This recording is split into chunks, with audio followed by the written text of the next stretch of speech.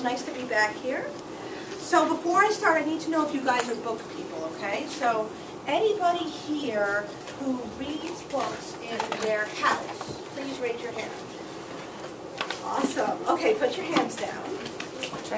Anybody who reads books in their classroom, in their school, raise your hand. Okay, put your hands down. You guys are book people. That's awesome. I love talking. But the next thing I had to do, after I was all done making the words, I had to figure out what should Noah look like. Because Noah is a character in the book, and he's going to be on a lot of pages of the book, but I didn't know what he looked like because I had never seen it before, because I had never drawn him before. So I had to figure out, what should this character Noah look like? Now, I don't know, since you guys are book people, you know that when you see characters in books, they don't always look so real. Sometimes they look really silly, right?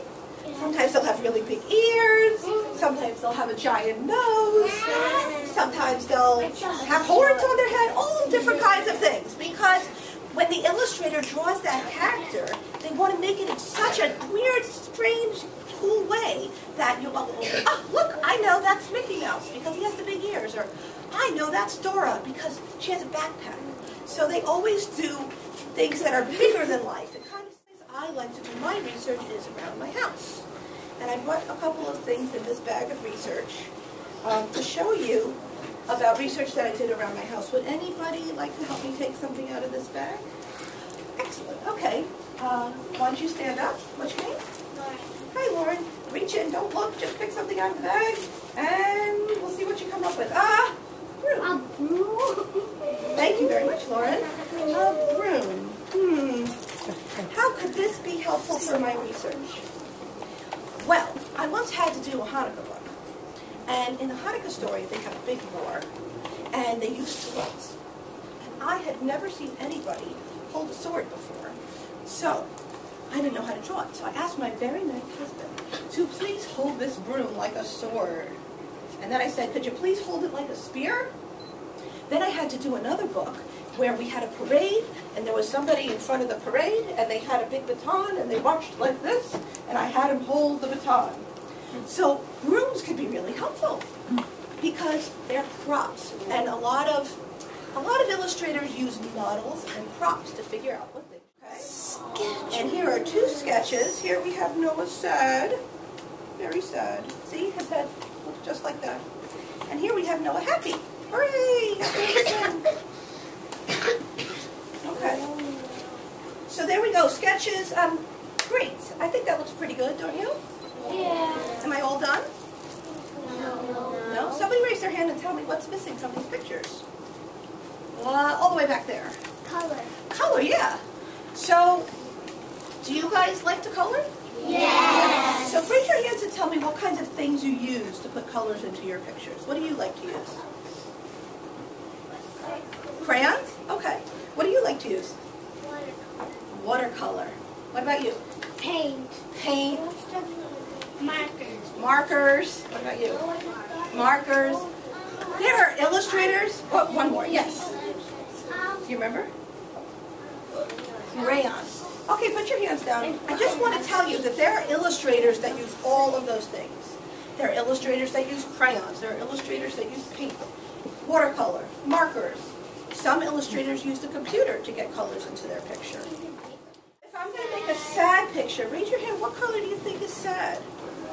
Somebody I didn't call up yet. What color do you think is sad? Yeah, blue, blue. I've heard people say I'm feeling blue today. And what about happy? What color do you think should be happy? Yeah.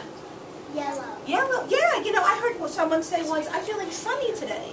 And the sun is yellow. So that's why when I made the sad painting for the picture, I made it blue. And I made the happy picture for the book, I made it yellow. Just like a mood meter. It's like a mood meter, exactly. Now, it's not always true, because you know Blue from Blue's Clues? Yeah. Blue is a very happy dog, so it's not always true. But it is sometimes true. And because I wanted all the different readers to know these were happy and sad pictures, I used blue and yellow.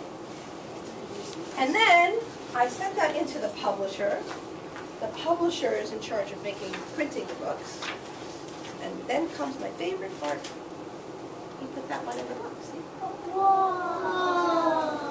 And then I can find the other one too. That's what he learned. That was when he was sad and didn't know how to swim. So I had to turn lots of pages to get to the happy part, and there he is. Swimming. See? He learned to swim. And that's all the steps that it takes to make the book. Should I read it? You guys interested? Noah's Swim-a-thon by Koffsky.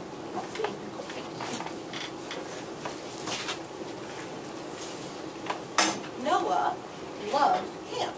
Does anybody here go to camp sometimes? Oh, well, that's a lot. I would do Grover. Same thing.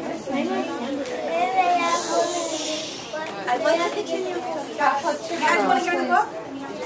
So everybody can hear, okay? He loved camp. He loved kickball. He loved painting and arts and crafts, and he loved singing songs and music. But Noah did not love the pool. The water made his arms feel goosebumpy, his eyes feel stinky, and his nose feel stuffy. Not good. Finally, swim-a-thon day came.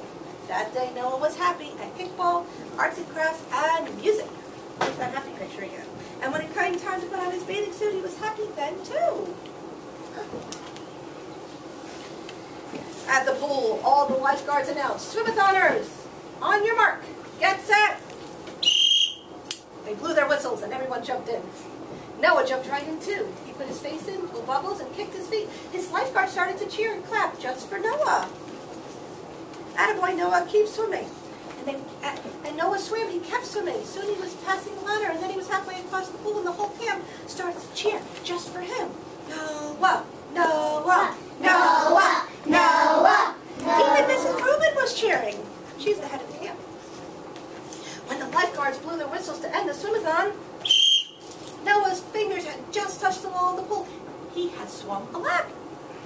The charity would get $25 because of his swimming. Noah's lifeguard ran over to him. "Noah, that was amazing. What made you decide to become such a happy swimmer?" "I just needed a good reason," answered Noah. "But I'll take the prize too, if you still have one." The